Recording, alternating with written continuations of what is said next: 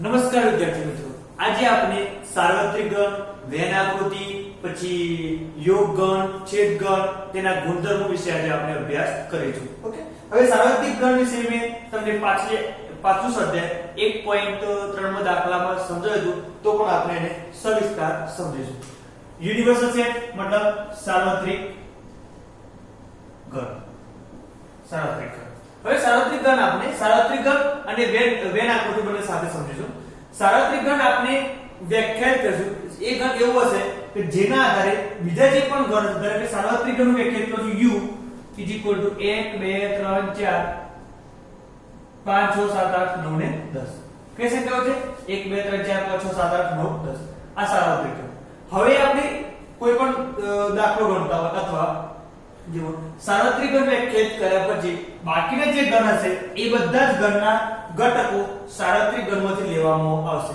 ધારો કે ગણ A 1 2 3, ગણ B 5 6 7. તમે જોઈ શકો છો 1 2 3 આમાં છે, 5 6 7 પણ આમાં છે. હવે હું તમને વેન આકૃતિ કઈ રીતના દોરું તે સમજાવું છું. વેન આકૃતિ ગણિત પ્રક્રિયાઓ માટે બહુ જરૂરી છે સમજવા માટે. આગળના સ્વાધ્યાયમાં વેન આકૃતિ બહુ જ મહત્વની છે, એકવાર સમજી લો. સૌથી પહેલા આપણે સાર્વત્રિક ગણ ને આપણે એક બોક્સમાં દર્શાવું છું. આ શું છે? આપણું સાર્વત્રિક ગણ u, બરાબર? 1 થી 10. હવે આપણે a અને b આમાં સમાવેલા છે, બરાબર? હવે જો આ બંનેમાં કોઈ કોમન સંખ્યા છે નથી, તો હું જોજો આ ગણ a અને આ ગણ b, બરાબર? ગણ a માં કયા ઘટક છે? 1 2 3, 1 2 અને 3.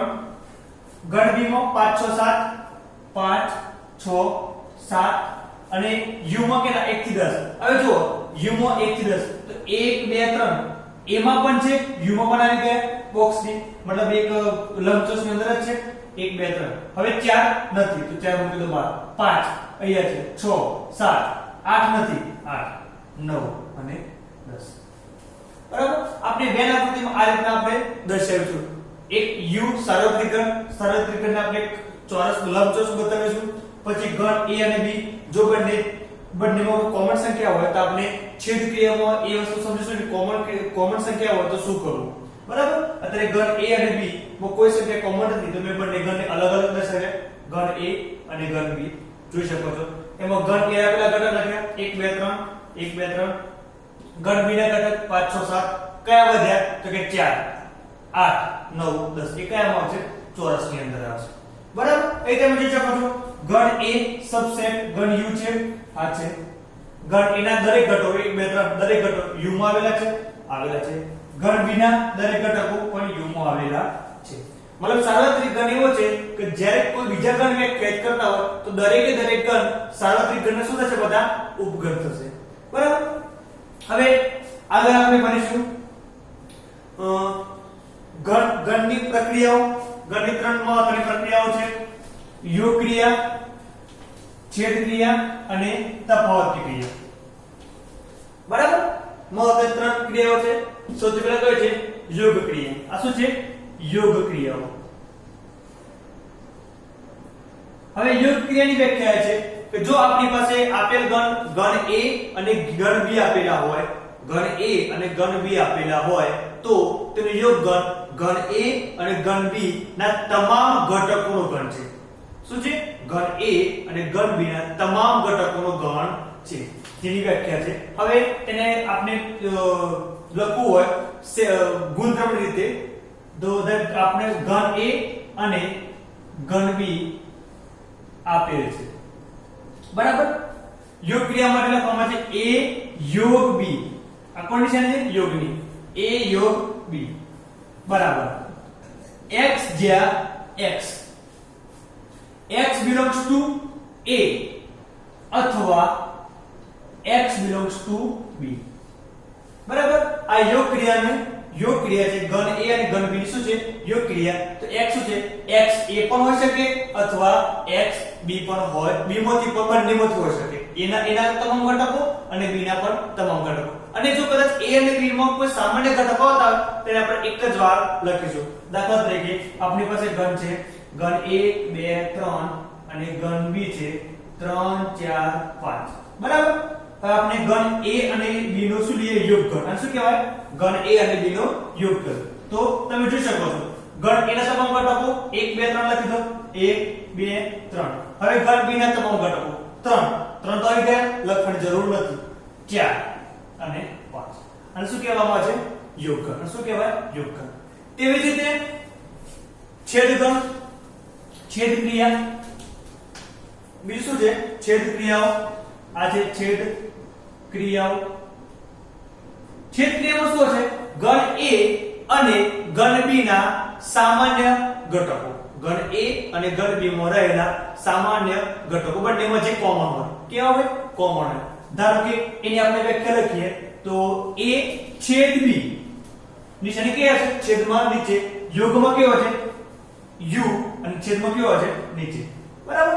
આ છેદઘન a છેદ b is equal to x જ્યાં x belongs to a અને x belongs to b બરાબર.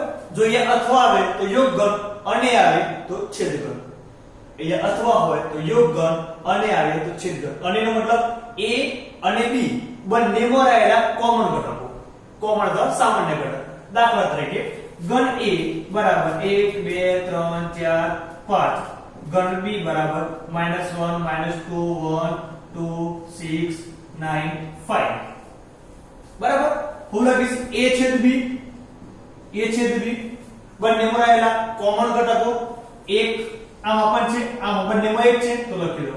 બે આમાં પણ છે આમાં પણ છે લખી દો. સોરી 2 3 ઘન a માં છે ઘન b માં નથી તો નહીં લખવાનું. 4 ઘન b માં નથી. 5 હા બસ 5 બંનેમાં છે તો છેદઘન શું હશે 1 2 અને 5 બરાબર. તમે ખ્યાલ આવી ગયો છે. હવે તફાવત ઘનનો તફાવત અથવા તફાવત ઘન બરાબર. અથવા એને કહેવામાં આવે છે તફાવત ઘન છેદઘન તફાવત ઘન કહેવામાં શું કહેવાય તફાવત ઘન કહેવામાં આવે છે. તફાવત ઘન દરેક તમને કોઈ ઘન a અને ઘન b આપેલ છે. શું ઘન a અને ઘન b આપેલ છે. હવે હું લખું છું a b જેનો અર્થ થાય ઘન a માં હોય ઘન a ના તમામ ઘટકો પણ જે ઘન b માં શું કરવાના માઈનસ કરવાના. ઉદાહરણ સાથે સમજીએ આપણે તો જુઓ ઘન a શું છે 1 2 3 4 5 6 બરાબર. ઘન b 2 3 8 9 10 5 બરાબર. હવે a b કેમ લખાશે a b ઘન a માં હોય પણ ઘન b નો ઘટક હોવો જોઈએ ને. ઘન a ના તમામ ઘટકો ઘન a ના તમામ ઘટક પણ એ જે ઘટક b માં હોવો જોઈએ નહીં. તો જો આ 1 છે હા 1 અહીંયા છે આમાં નથી તો લખી શકાશે. 2 બંનેમાં છે આમાં પણ છે આમાં તો 2 લખાશે નહીં. 3 પણ બંનેમાં છે એ પણ લખાશે નહીં. 4 આમાં નથી લખી શકાશે. 5 આમાં છે 5 છે તો લખાશે નહીં બરાબર. અને 6 તો કયા છે 1 4 6 બરાબર. હવે આપણે યોગ ક્રિયા છેદ ક્રિયા અને તફાવત ઘન અને આપણે વેન આકૃતિ જોઈએ. કઈ આકૃતિ વેન આકૃતિ જોઈએ. તેની વેન આકૃતિ આપણે દોરીશું. જુઓ આપણે તરીકે આપણે યુનિવર્સલ સેટ લઈ લઈએ. સાર્વત્રિક ઘન 1 2 3 4 ડેશ ડેશ ડેશ 10 સુધી મતલબ 5 6 7 8 9 10. આ કયો ઘન છે સાર્વત્રિક ઘન લીધો. હવે ઘન a વ્યાખ્યાયિત કરીશું 1 2 3 4 5 7 9 અને ઘન b લઈશું 2 4 6 8 10 બરાબર. પહેલા આપણે શું વ્યાખ્યાયિત કરીશું યોગ ક્રિયાઓ. શું કે યોગ ક્રિયા. તો યોગ ક્રિયા માટે આપણે દોરીએ છીએ વેન આકૃતિ. આ તમારો સાર્વત્રિક ઘન u બરાબર. હવે ઘન a અને ઘન b માં કોમન સંખ્યા ઘન a અને b માં કોમન સંખ્યા છે કઈ છે 2 4 બે સંખ્યા કોમન છે. તો જો આપણે દોરીશું ઘન a અને ઘન b. આ કયો છે ઘન a ઘન b. હવે આ જે ભાગ છે એમાં ઘન a અને ઘન b ની વચ્ચે જે કોમન સંખ્યા છે આમાં વચ્ચે લખવાનું. ઘન a માં પણ હોય અને ઘન b માં હોય. કઈ કઈ છે તો જુઓ 2 ઘન A માં પણ છે, ઘન B માં છે, પછી 4 બંનેમાં છે, બરાબર. હવે તો ઘન A માં કયા બાકી રહ્યા? 1 બાકી રહ્યો, લખી દો. 2 આવી ગયા, 3 4 આવી ગયા, 5 7 9, બરાબર. અહીંયા આપણે ઘન B માં 2 આવી ગયા, 4 આવી ગયા, 6 8 અને 10. તો કઈ સંખ્યા બાકી રહી? 1 2 3 4 5 6 7 8 9 10. દરેક આપણે અહીંયા લઈ લઈએ. હજુ આગળ 11 12. તો જો 11 12 ઘન A માં પણ નથી, ઘન B માં નથી. કેટલા છે આપણે 12? અહીંયા 11 લખી દઈએ, અહીંયા 12 લખી દઈએ, બરાબર. હવે આપણે લઈએ યોગઘન. શું લઈએ? યોગઘન. A યોગ B. A યોગ B એટલે A માં પણ હોય અને B માં બધા જ સંખ્યાઓ. તો પહેલા A ની બધી લખી દઈએ. 1 2 3 4 5 7 9. હવે જો 2 આવી ગયા, હા લખવાની જરૂર નથી. 4 આવી ગયા, લખવાની જરૂર નથી. 6 નથી આવ્યા, 8 નથી આવ્યા, 10 નથી આવ્યા. હવે તમે જોઈ શકો છો એક જો આ બધી જગ્યાઓ કઈ છે? જો 1 2 3 4 5 7 9 6 8 10. મતલબ આ શું છે આખું? આ શું છે આખું? A યોગ B. આ શું છે? A યોગ B. આ શું કહેવાય આખાને? A યોગ B આખું. ખ્યાલ આવ્યો? A યોગ B ને આપણે આકૃતિ દોર્યો તો કે નજર આવે દરેક કોઈ કે A યોગ B ની આકૃતિ તો આ U આ આપણો A અને આપણો B. તો કોઈ કે A યોગ B ની વેન આકૃતિ શું છે? આખી A યોગ B ની વેન આકૃતિ. આ શું છે? A યોગ B. ખ્યાલ આવ્યો? હવે આપણે એ જ રીતે જોશું A છેદ B. શું જોવાનું છે? A છેદ B. તો જુઓ આ જ વસ્તુ A છેદ B એટલે ઘન A માં પણ હોય અને ઘન B માં પણ હોય. તો પહેલા તો A B. તો ઘન A અને B માં કોમન કયા છે? 2 4. અહીંયા 2 4. કયા વધ્યા? 1 3 9 5 7 6 8 10. હવે જો આપણે લઈએ A છેદ B. A છેદ B. A છેદ B એટલે ઘન A માં પણ હોય, ઘન B માં પણ હોય. તો કયા કયા છે? ઘન A માં 2 છે અને ઘન B માં પણ શું છે? આ 4 કોમન છે. તો 2 અને 4. એટલે 2 4 કઈ જગ્યાએ છે? તો જો વચ્ચે છે. ક્યાં છે? વચ્ચે. બરાબર. તો આ શું છે? A યોગ B. આ શું છે? A યોગ B.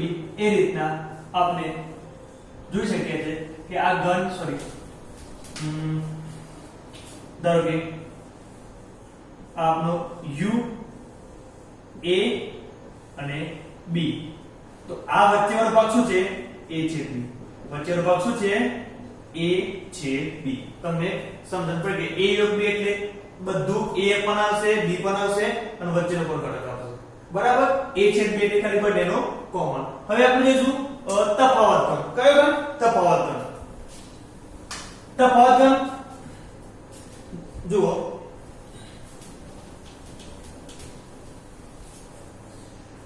તફાવત ઘન આપણે કે A minus B. A minus B મતલબ A માં હોય પણ B માં હોવો જોઈએ નહીં. A ના તમામ ઘટકો પણ B નો એક પણ ઘટક ના હોવો જોઈએ. તો પહેલા જુઓ 1 A માં છે, B માં નથી, લખી શકાય. 2 A માં છે, B માં છે, નહીં લખી શકાય. 3 ખાલી A માં છે. 4 બંનેમાં છે, નહીં લખી શકાય.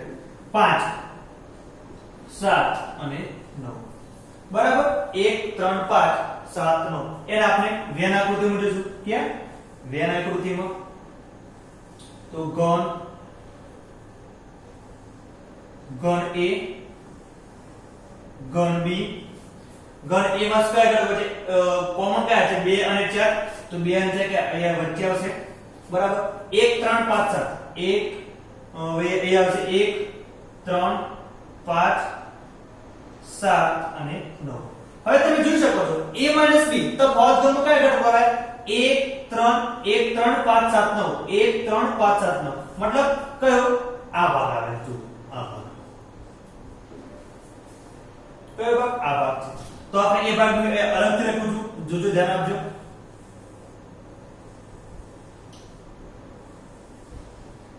આ ભાગ કયો છે?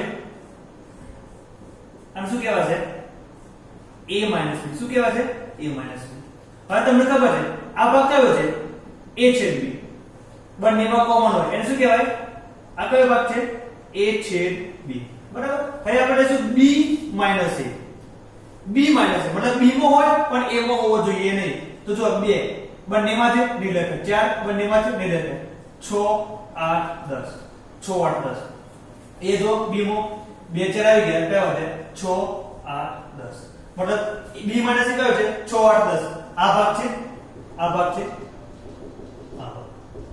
આ શું કહેવાય છે આ બધું કપડા ખાલી આટલું છે આ દેખાય એ શું છે b માઈનસ મતલબ આ માતા b માઈનસ લખો તો કયો છે આ તમારો કયો ભાગ છે b માઈનસ કયો છે b માઈનસ આ ભાગ શું કહેવાય b માઈનસ a જો વચ્ચેનો કોમન ભાગ શું કહેવાય a છેદ b આ ભાગ શું કહેવાય છે a માઈનસ b આ ભાગ શું કહેવાય છે b માઈનસ બરાબર હવે આપણે a માઈનસ b ની એક નવી વ્યાખ્યા બનાવીએ જો અહીંયા a માઈનસ b ની એક નવી વ્યાખ્યા શું કે ભાઈ તમારે a આખો ઘન કયો ઘન a ઘન આખો લઈ લો a ઘન આખો લઈ લેવાનો એમાંથી શું બાદ કરી દેવાનું a છેદ b આખા a ઘનમાંથી આટલો ભાગ બાદ કરજો આખો ઘન છે a થી b એમાંથી આ ભાગ જે છેદ ઘનનો ભાગ શું કરો બાદ કરો તો a માઈનસ b ને આપણે a માઈનસ a છેદ b પણ લખી શકાશે એવી જ રીતના b માઈનસ a તો આ જે b માઈનસ a છે આ આખા b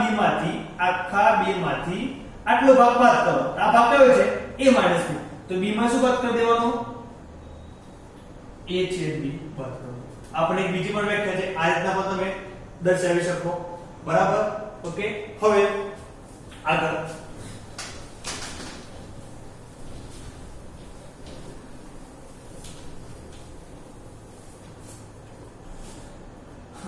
sir properties of operation of union યોગ ક્રિયાઓના કેટલાક ગુણધર્મ શું છે યોગ ક્રિયાઓના કેટલાક ગુણધર્મ સૌથી પહેલો ગુણધર્મ આવશે યોગ ક્રિયાના ગુણધર્મો સૌથી પહેલો ગુણધર્મ છે ક્રમનો નિયમ કયો ક્રમનો નિયમ શું છે a યોગ b બરાબર b યોગ a તમે a યોગ b કરો અથવા b યોગ a કરો બંને શું આવે સરખા આવે બીજો નિયમ છે જૂથનો નિયમ શું છે a યોગ b નું જૂથ બનાવો યોગ c ઇઝ ઇક્વલ ટુ હવે તમે a ને અલગ રાખો યોગ b યોગ c બરાબર આ છે જૂથનો નિયમ હતો એટલે આપણે આગળ જોઈશું તો ક્રમનો નિયમ એકમ ઘટકનો નિયમ કયો એકમ ઘટકનો નિયમ એકમ ઘટકનો નિયમ મતલબ આપણે ખબર છે કે 5 ગુણ્યા 1 એ પણ 5 હશે અથવા 1 ગુણ્યા 5 શું હશે 5 ગુણાકાર એકમ ઘટક શું છે 1 ગુણાકાર એકમ ઘટક શું છે 1 બરાબર એ રીતના સરવાળો એકમ ઘટક શું છે 0 2 + 0 બરાબર 2 એ જ રીતે અહીંયા પણ એકમ ઘટક આવશે a યોગ 5 is equal to 5 યોગ a is equal to શું હશે a આવશે એટલે 5 શું છે 5 એટલે ખાલી ઘન a યોગ ક્રિયાનો એકમ ઘટક છે બરાબર આગળ નિયમ છે આપણો સ્વયંઘાતી નિયમ ચોથો સ્વયંઘાતી નિયમ મતલબ a યોગ a શું આવશે એ જ આવશે a યોગ a જ આવશે પાંચમો સાર્વત્રિક u નો નિયમ અથવા સાર્વત્રિકનો નિયમ છે a યોગ u આ શું છે સાર્વત્રિક ઘન છે u શું છે સાર્વત્રિક ઘન ઇઝ ઇક્વલ ટુ u આવશે a યોગ u is equal to u આવશે આ યોગ છે અને આ u સાર્વત્રિક ઘન છે બરાબર ઓકે એ જ રીતે આપણે જોઈશું છેદના ગુણધર્મો છેદ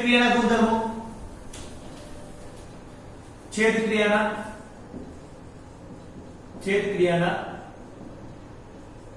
ગુણધર્મો સૌથી પહેલો ક્રમનો નિયમ તો ક્રમનો નિયમ શું આવશે a છેદ b is equal to b છેદ a બીજો છે જૂથનો નિયમ a છેદ b છેદ c is equal to a છેદ b છેદ c, બરાબર. તે જ રીતે phi અને u ના નિયમો, એટલે phi ને ખાલી ઘટ અને સાર્વત્રિક સાથેના નિયમો. તો તમે a છેદ phi કરશો, a માં અલગ ઘટકો, phi એટલે ખાલી ઘટ વડે, ખાલી ઘટમાં કોઈ ઘટક જ નહીં હોય તો બંનેનો કોમન શું હશે? phi જ હશે. a માં ધારો કે a માં છે આપણા 1 2 3, આ શું છે? ખાલી ઘટ. ખાલી ઘટમાં કોઈ ઘટક જ નથી તો બંનેનો કોમન ઘટક કયા છે? ખાલી ઘટ, બરાબર. એ રીતના a છેદ u, a છેદ u, a સાથે સાર્વત્રિક ઘનનો છેદઘન લેશું તો શું હશે? ત્યાં a આવશે, બરાબર. એ સ્વયં ઘાતી નિયમ a છેદ a is equal to a આવશે, બરાબર. સ્વાધ્યાય 1.4 આપણે આવતા લેક્ચરમાં જોઈશું.